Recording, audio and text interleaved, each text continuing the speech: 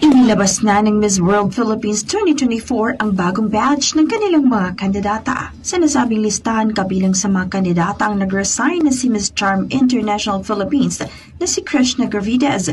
Matatandaan na nitong nakalipas na araw ng linggo lamang nang i-anunsyo ng beauty queen mula Baguio ang kanyang pag-withdraw sa Miss Charm International 2024 pageant. Siya ay kabilang sa 17 mga kandidata mula sa iba't ibang rehiyon na makakasamang 18 magagandang dilag na napili sa Miss World Philippines final screening. Samantala, naritong 17 pang kandidata na makikipag-compete para sa titulo. Nariyan si Maria Sofia Torino ng Baco Oriental Mindoro, Marianel Tan ng Bacolod City, Krishna Marie Gravidez ng Baguio City, Yula Ariel Pagtep ng Benguet, Mariam Ashraf ng Capiz, Sophie Maxime Margareta Grenmo ng Cebu, Jane Darren Genovesa ng Davao del Sur, Precious Shansila ng Don Salvador Benedicto Negros Occidental, Cara Athena de Leon ng Guimaras, Ariana Isabel Beron ng Iloilo City, Delmi Amanda Pereira, Iloilo Province, Tanya Francesca Granados ng Laguna, Dolly Cruz ng Malaybalay City, Bukidnon, Nikki Benefe ng Pangasinan,